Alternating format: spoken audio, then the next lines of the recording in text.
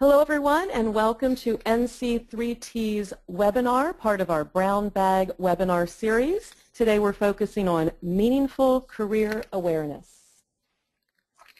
My name is Kathy Schick. I'm with NC3T and I will be facilitating today as we move through three different speakers. NC3T is a mission-based organization. Our mission is that every teen has a dream and a plan, and every community has a capable, ready workforce. On our website, you'll find several downloadable articles and a few resources available for purchase. Three of our books are shown here. And today's topic is focusing on one component. NC3T has a four-component approach to a college and career pathway system. Today we're focusing on the component of career exploration and planning. As I said, we have three speakers. We have Dr. Joanne Hudak from Wallenpaupack High School in the beautiful Pennsylvania Poconos, where there was snow today. We have Dr. Leon Paskey from Bucks County Technical School, and Dr. Sam Verano from Souderton High School outside of Philadelphia. Our first speaker is Joanne Hudak. Dr. Hudak is an assistant superintendent for the Wallenpaupack Area School District. She has 32 years of experience in education. She served as a high school and middle school principal and also taught Spanish for 12 years.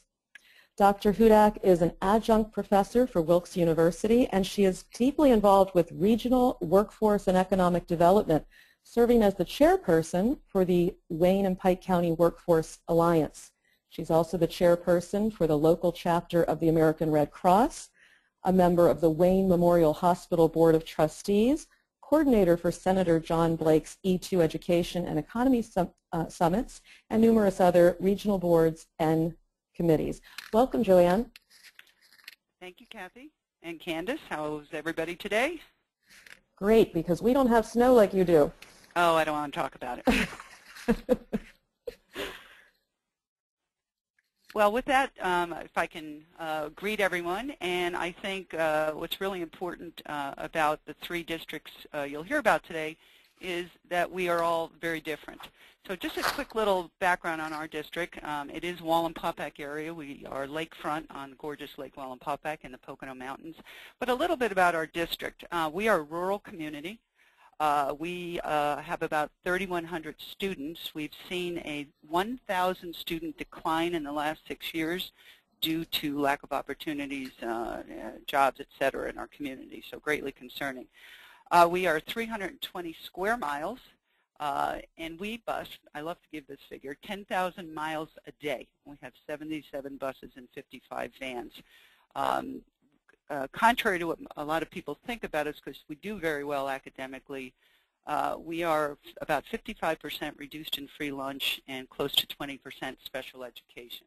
And you know, with that brings a lot of challenges. But I'm very proud of our career awareness program, and I hope to share just one little thing with you today, and that is our 9th grade college and career planning night. I think, as most of you know, getting the parents involved in understanding their child's career education is really it's a key to the students' post-secondary success, and probably one of the biggest challenges for all of us.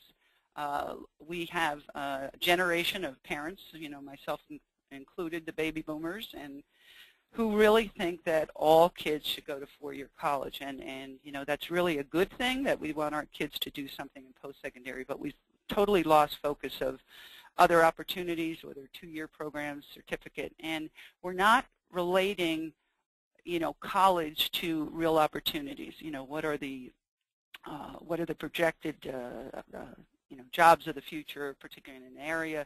So we're struggling with getting parents involved. And trying to bridge that disconnect that not only the parents but the kids have between what they're studying and the real world. And also our own educators, we have found, really don't understand the world of work. Just a quick story, we have a biology teacher, valedictorian. She went to Princeton full ride for track.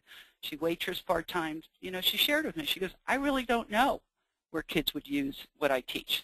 So therefore, we have another component, another program we're working with our teachers on Educator in the Workplace. Next slide, please.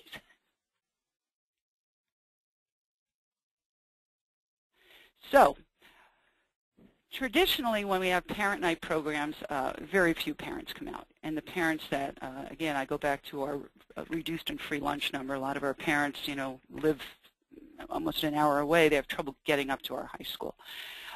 So we thought about, what do parents recognize? And parents know SAT. The parents go, we have parents of seniors who have done nothing in high school go, oh, you better take the SAT. So we know that's something that people associate with four-year schools. So what we did some years ago, we gave all freshmen, except for some of our special needs students, a practice PSAT. We really only focus on the reading and mathematics. And the key to getting the parents involved is we say, you cannot have a copy of the score unless you come to that program. Next slide, please. So what we do, we call it College and Career Planning Night. We hold it in January. We're a block scheduled school, and we hold it prior to students scheduling for their sophomore year.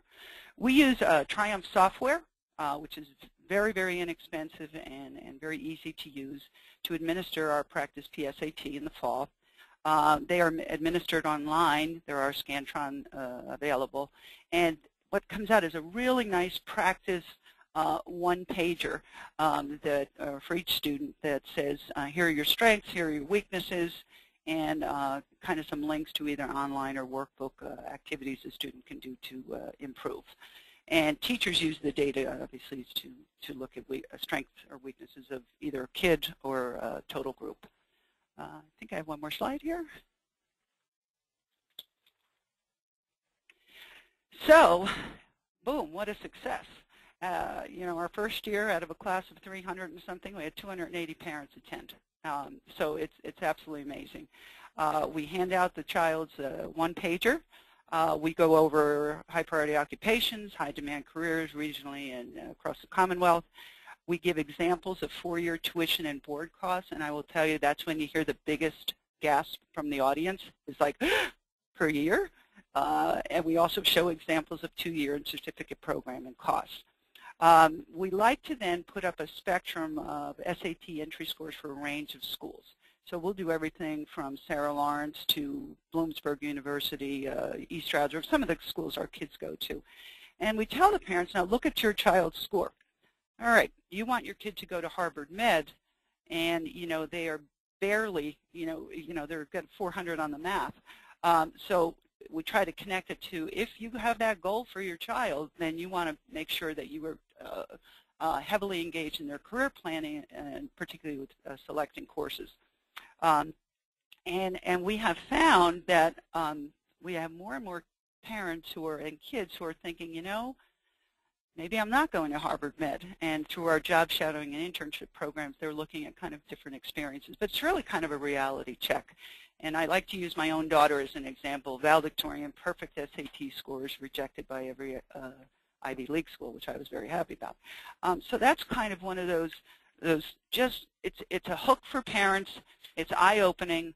And we are now going to try to replicate something like that as kids enter into the middle school. So that's our program. I'm very happy to share the entire PowerPoint with anyone. I think we can go to the next slide. My information is there. Okay, that's my information. I'm happy to email it to you, talk about it. I just think it works, and it is a very effective program. So I think I'm within my time, correct? You did it, Joanne. You did a great overview, and thank you. Okay. As a parent of a high school senior and a college student, I can really I applaud you for doing this in 9th grade, and I love the hook that if parents want the results, they've got to show up to the meeting. So great twist on, a lot of schools do these kind of evenings, but to do it early in 9th grade when kids can still make some changes, that's just great. So thank you very much for sharing. And if you want to contact Joanne, you need to write down Wallenpaupack.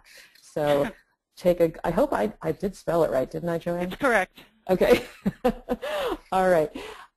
Yes, all of our speakers today are from Pennsylvania, and ironically, I too am from Pennsylvania. So as I said to Joanne this morning when we were getting ready, if I were not from Pennsylvania, my biggest hurdle today would be saying that word. So I grew up with it, so I know it. All right, thanks, Joanne, very much. And I'm going to move on to our next presenter, who is Dr. Leon Paskey. Dr. Paskey is an administrative director at Bucks County Technical High School in Pennsylvania. This is a comprehensive technical high school in the southern region of Bucks County. Prior to this position, Leon was a principal, assistant principal, and a math teacher. And one of his more memorable teaching experiences was serving as a Peace Corps volunteer in Sierra Leone, West Africa, which I didn't know about Leon. Outside of school, Leon is involved in community and church programs and serves on the board of directors at his local YMCA. Welcome, Leon. Well, good afternoon, Kathy, and good afternoon, everybody. I guess good morning to you West Coasters. I think there's a couple of you out there. So as Kathy said, I'm Leon Paskey, and my school, Bucks County Technical High School, as Kathy said, is, for those who don't know the whole Pennsylvania system, we have technical schools, vocational schools throughout the state. There's about 85 of them.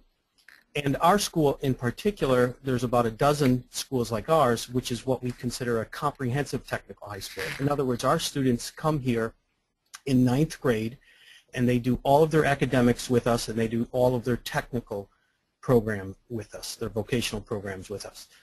And we serve about 1,500 students in grades 9 through 12, suburban Philadelphia, right outside of Philly. And we have 120 teachers, and our budget is around $23 million per year. It gives you a sense of size and scope. We're about 320,000 square feet of building on a 10-acre campus. Beautiful place in beautiful bucolic Bucks County here.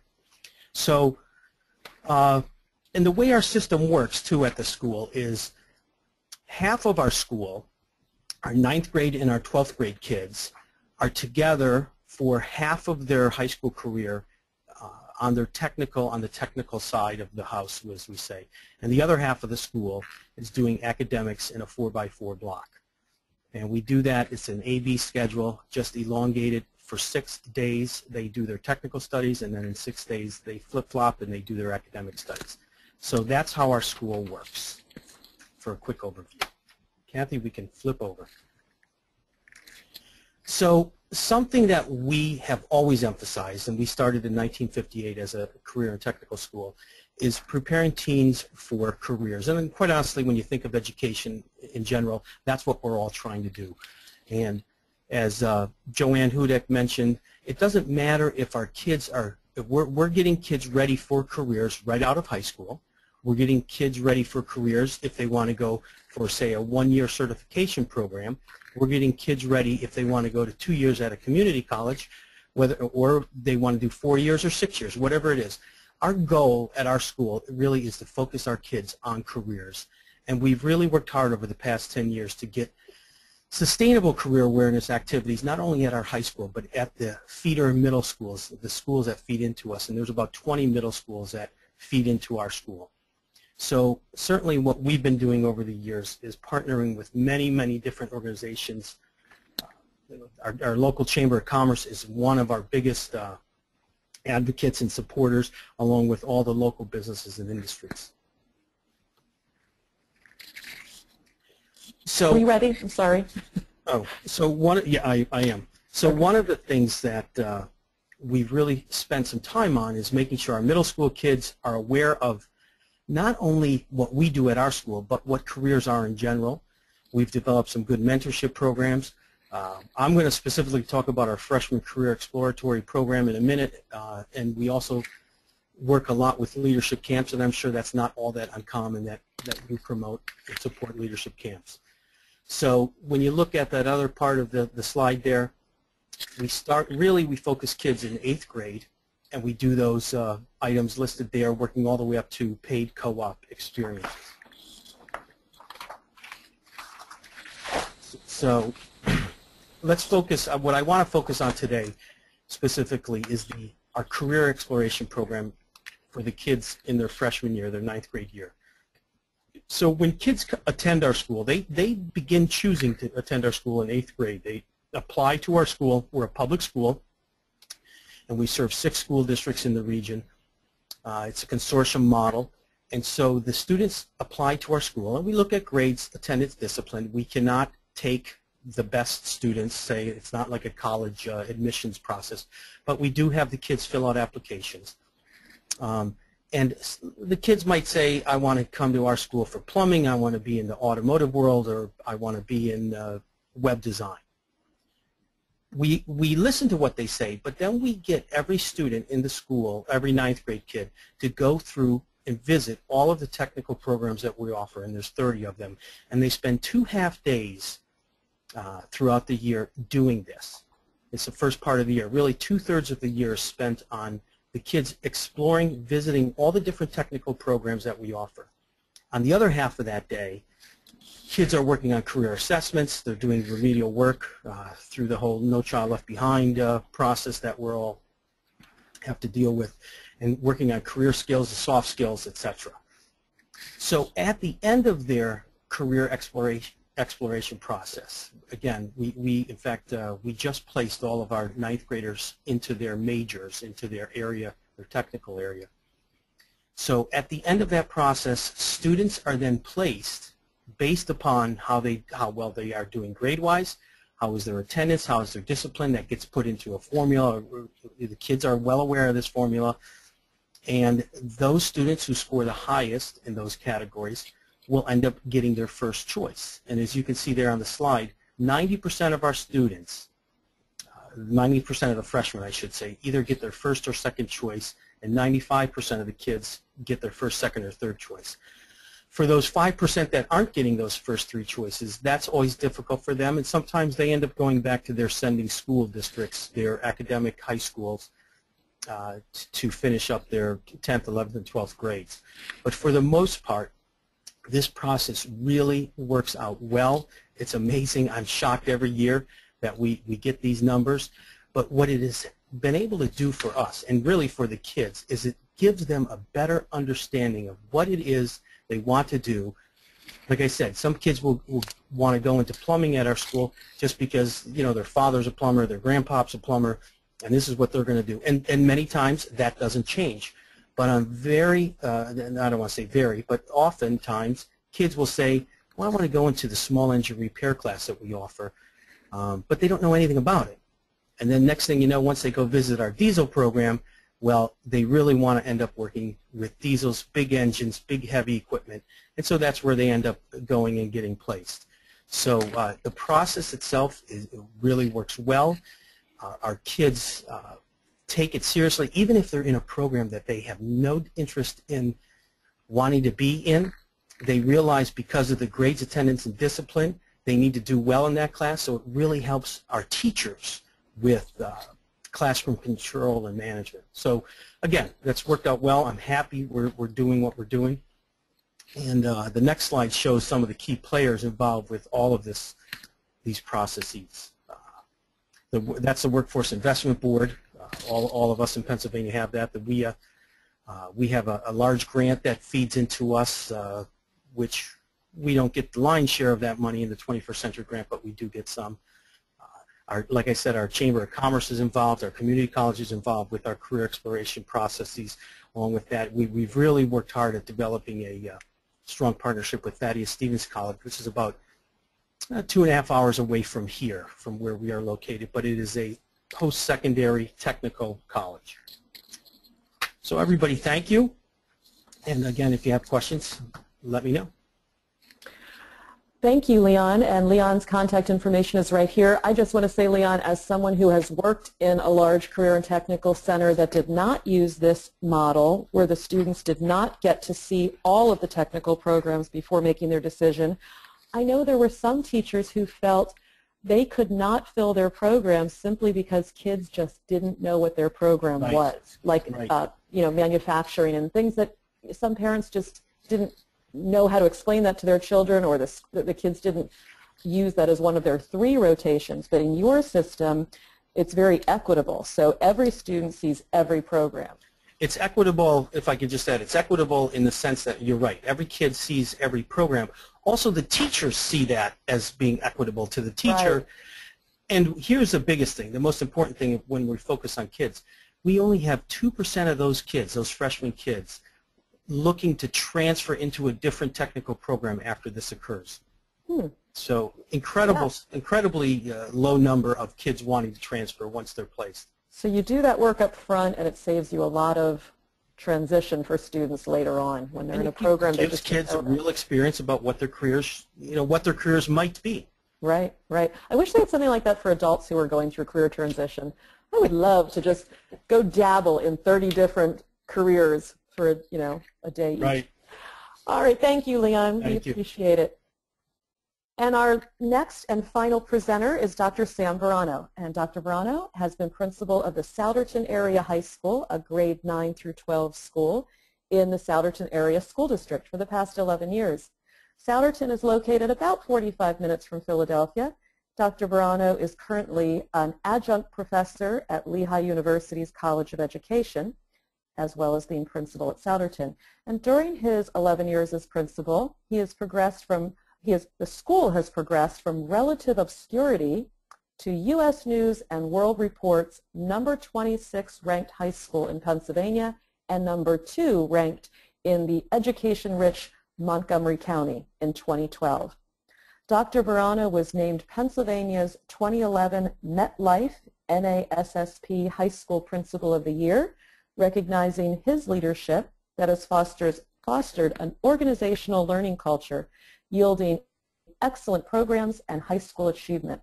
And while such recognition is based largely on hard data, at the heart of Souderton's excellent student achievement and cutting-edge career pathways program are the positive relationships within the high school organization and between the high school and the community that have been built through organizational learning strategies. Welcome, Dr. Verano. Thanks for joining us. Thank you, Kathy. My pleasure. My goodness, that introduction took half of my 10 minutes that I have here. It was wonderful. That's okay. Well, first, something that wasn't said in the block schedule is that we are now at Souderton 6 years into a new high school, that it went from a 10 through 12 high school to now a 9 through 12 high school with approximately 2,200 students, and we are on a 4-period-a-day block schedule. And on Mondays and Wednesdays, we have an advisory period that we call fifth block. If you could move on to the next slide, Kathy. Our program at Souderton that has been 10 years in the making. We began 4 years prior to moving into this school, and now the class of 2015 will be the first graduating class under our program Pathway 360.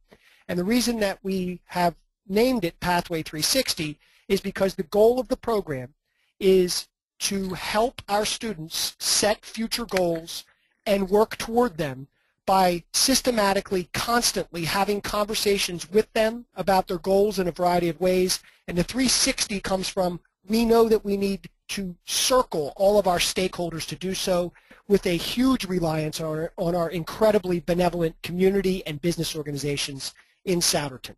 So go ahead, Kathy. Our Pathway 360 program, which, by the way, over the years increased in our block scheduled school graduation requirements and credits from 24 to 28 credits, which is quite a good amount. But we did it based upon rigor, relevance, and having the relationships to support the students in seeking the more rigor. We borrowed our 4 career pathways that make up the Pathway 360 program. You can see them in front of you from actually the Lehigh County Career Center, where we went to visit, and these were the pathways they've used, so they're also the ones we used. Next slide, please. And really what we've learned that we're trying to foster in our entire organization, among our students, among our kids, our students are our kids, among our teachers as well as our parents, is this growth mindset. This idea that if you want to achieve your goals, if you want to achieve your stretching goals, you should expect a bumpy road along the way, or failure.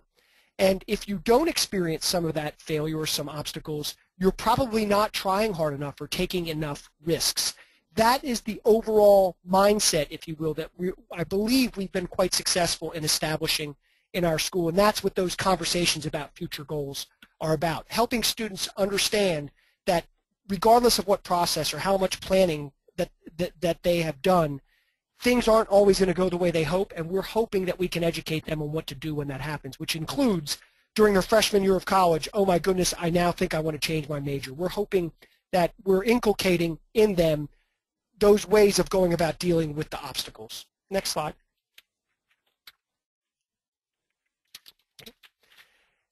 And we believe that we've had a great amount of success.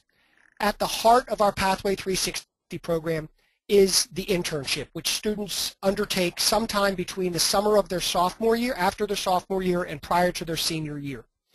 We far exceeded our goal, which we thought was going to be about 20 to 30% of our graduating seniors in the class of 2015 engaging in an internship. This year we had about 76% of our eligible seniors. We didn't know that we had the capacity to do that, and that's why I thank our community and business organizations for doing so. 330 seniors, or 76% of those eligible, engaging in a 20-hour unpaid internship. And many of those students engaged for more than 20 hours, and many of those students engaged in more than one internship. And the reports back that we're getting is that it is changing. These internships, or what we're now calling mentorships, are changing the students' lives. Go ahead. We also changed our senior project presentations to be more of a reflection on the process that I've been describing, students thinking about their goals, setting them, and moving forward. And this year, in the first of these senior project presentations, 65% of our students earned a distinguished score or an A score, which requires that they do a mentorship. 33 proficient, and only 2% failed and have to do it again. So we're, again, very pleased with the results in this first year. Go ahead. And in the next two areas, we didn't aim for improvement, but we found that the relevance and the relationships that the Pathway 360 program has injected into our school has led to an increase in STEM enrollment since 2010 of 159%. Go ahead, Kathy, the next slide. And here you can see the progression of the courses from 273 enrollments to 707, and that is without any appreciable increase in enrollment in our school. These are just students selecting more science, technology, engineering, and math courses. Go ahead. And we've seen a similar and even larger incredible growth in our advanced placement enrollment, 355% since 2006, and if you flip the screen, Kathy, you can see, again, with no appreciable increase in enrollment, we've moved from 254 students enrolled to 1,156 this year. That's just unbelievable. And again, it's just, I believe, the rigor sought as a result of the relationships and relevance of the Pathway 360 program. Go ahead, Kathy. Finally, our whole program has been developed through a collaboration of our staff members and our business and community organizations serving on advisory boards and steering groups. And these different groups have made the recommendation, and students have shown their interest in adding the courses that you see there, including the AP Computer Science, which of course is a STEM-related course, and AP Psychology will come next year. Go ahead. One thing that I can't underestimate is that as far as its importance to our program, one of our teachers developed and custom-made our own online tracking system for students to log into and see their progress along the way as they progress through our Pathway 360 program.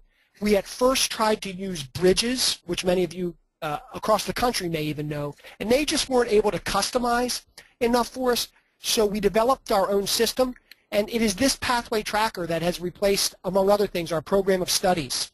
It's how we gather, and report data on, for example, the number of mentorships and job shadows that we've engaged in. It has just been an unbelievable resource that we developed about a year and a half or 2 years ago that made a program that was ambiguous to many of our students and parents and teachers at the time much clearer, because they could see how they were progressing. They could see the courses that were recommended in each of the 4 career pathways. Go ahead, Kathy. And lastly, for those who are anywhere near the Souderton area, specifically Montgomery County, we are hosting a manufacturing summit sponsored by the Montgomery County Workforce Investment Board for students and parents on Saturday, March 28th, all day beginning at 8:30 here at Souderton Area High School. It will consist of local manufacturing organizations in Montgomery County talking about the job market and informing parents and students of their opportunities here in Montgomery County. We hope for a great turnout. In order to come, you need to go to the Manufest website and actually register to come. And again, that's open to local people. Thank you. Thank you, Sam. That was great. I can't tell people enough how impressive Souderton High School is. In fact, NC3T is organizing, thanks to Sam's generosity, a study visit of his school in April. Sam, your email address is on the screen right now, and I hope it's not inappropriate to share that the tracker software that your teacher developed, he is looking for some pilot sites for next year. So maybe that would also be something. If you'd like to reach out to Sam, he can probably put you in touch with Mike. I hope that's okay to say, Sam. I think that's I'm perfectly okay to say, Kathy. Great. I want to thank, again, Dr. Joanne Hudak, Dr. Leon Paskey, and Dr. Sam Verano. Wonderful information, and what you just heard was such a condensed version of the incredible things going on at each of their schools and under their leadership. I know each one of them, and I know the work they do, and it's really phenomenal. So please do reach out if you have questions. And speaking of questions, I'm going to actually change our ending slides here just 1 minute. So as you're typing questions into the chat box, which I hope you're doing right now, I'll jump ahead in the interest of time and share with you that next month's webinar, which will be held on April 15th at 1 o'clock Eastern Time, is on the value of project-based learning. And I think next month all of our speakers will be from the state of New York instead of Pennsylvania. And they'll be talking about project-based learning and specifically project-based learning in their P-Tech program. So please do register for that by going to nc3t.com. I also want to share with you that you can connect with NC3T in a variety of ways. Sign up for our blog. You will also find the recording of this, a link to the recording of this webinar on our website in the near future, and I believe it will also be sent out to you in a follow-up email that will go out tomorrow or the following day, which will also include a survey. And we do ask if you please would just take a moment to complete that survey, because that is how we continue improving our work. So let me go back to questions.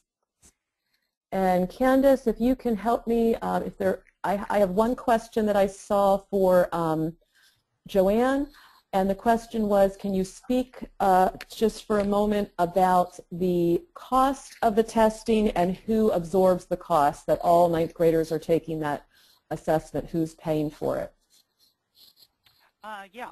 Triumph Software, and I don't have the bill in front of me, I think our initial setup was $5,000.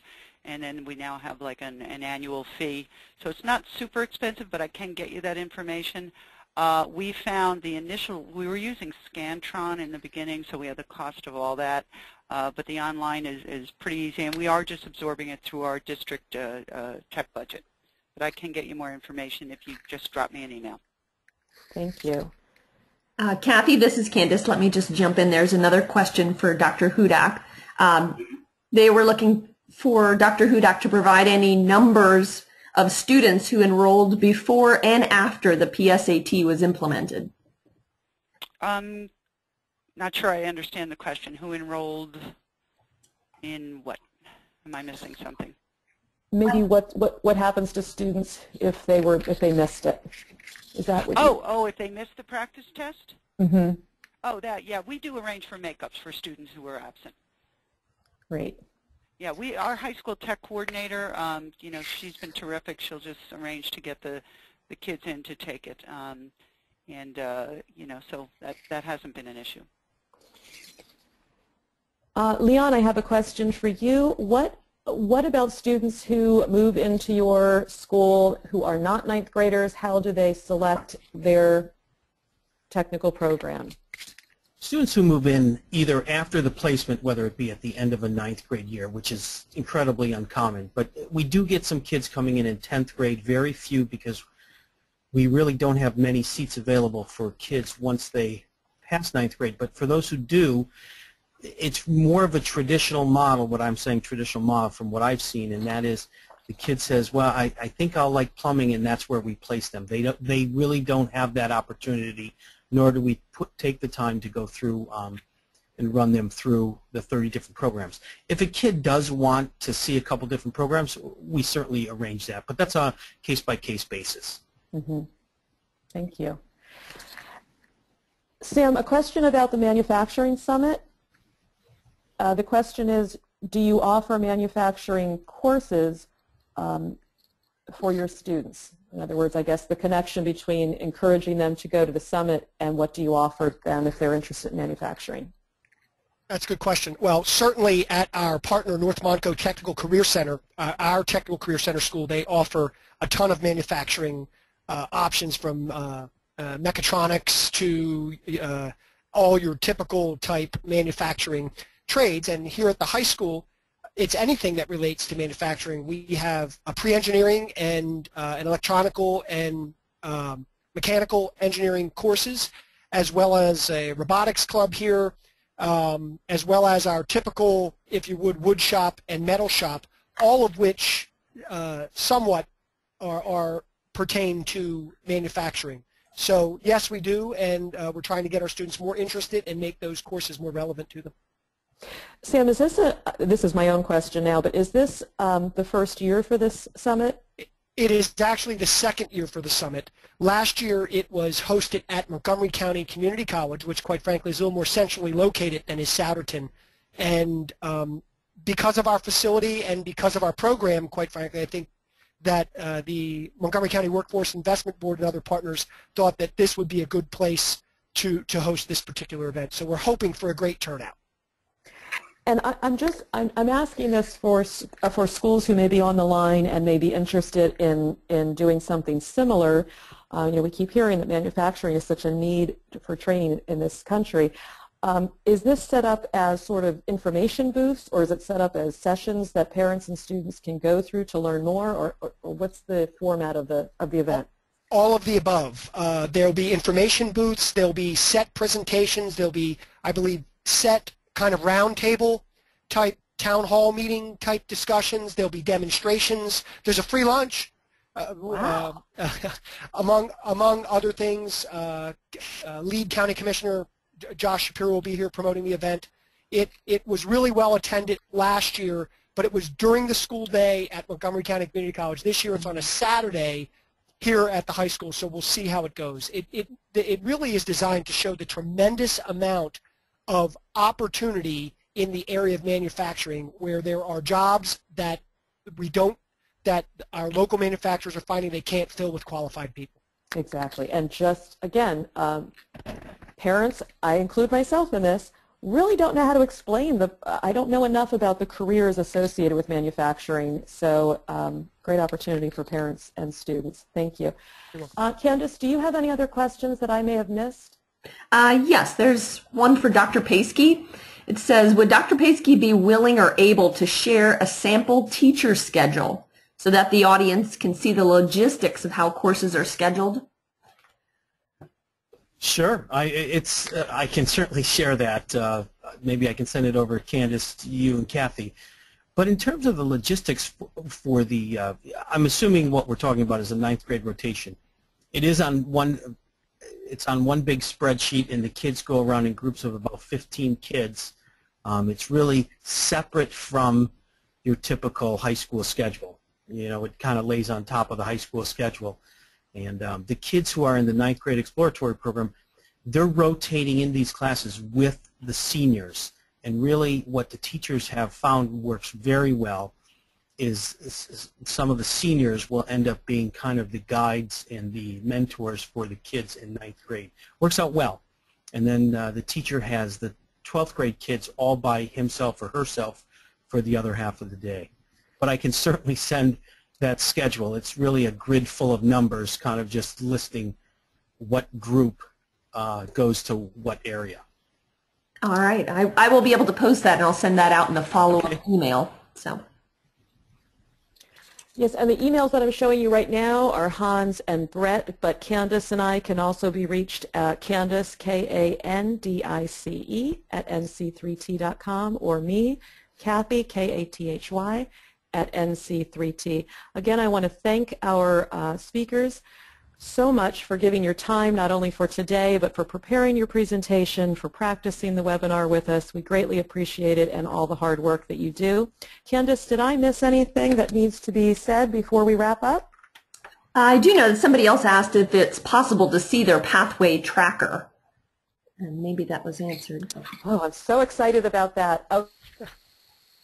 Okay, let me go back. I want to make sure that you have Sam. For the person who asked that, please jot down Sam Verano at soudertonsd.org. I'm sure Sam will be happy to put you in touch with Mike, the teacher who, I keep telling Mike that he's going to be having lunch with Bill Gates in at least, in just like another year, because I've seen the pathway tracker and it's so exciting that I think it's going to take off. So we will say we knew him when, right, Sam? All right, I think Sam's on mute. Yes, I'm good. Okay. Yes, you're right. I can't tell you how invaluable the pathway tracker, and it's not accurately, I don't really believe that it's accurately named. I agree. It's more pathway management. Yes. Because it is helping our internship coordinator facilitate internships through communication. It allows us to text message students when opportunities emerge. And it's actually going to help us with our biggest need right now, which is relationship management with our business and community partners. For example, the partner who may have taken a mentorship or internship student 2 years ago, but hasn't done so in a year or so. So we want to keep them engaged, and that's what the pathway manager, if you will help. And we only would have known of the great need for it if we hadn't got to work on our program. And again, we've done away with Bridges, with no disrespect to that online software, and it really has filled a void, and it's been a godsend, quite frankly. One of the things that jumped out at me, by the way, and there were so many things, but one of the things I really liked is that your students who were involved in internships without that program, they are texting and emailing on their private accounts with these, with corporate people, and now that can all be done through the tracker, so your school has access to those texts and those emails. And again, as a parent, I just feel safer knowing that. Like that's a good piece to that whole program. Thank you, everyone. This has been a great afternoon of sharing. We appreciate everyone that joined us. Please join us again next month on April 15th. Register at nc3.com. Candace, I think we can wrap it up. Am I right? Yes, you are. Okay. Thank you again to our three speakers. Have a good day, everyone. Bye-bye.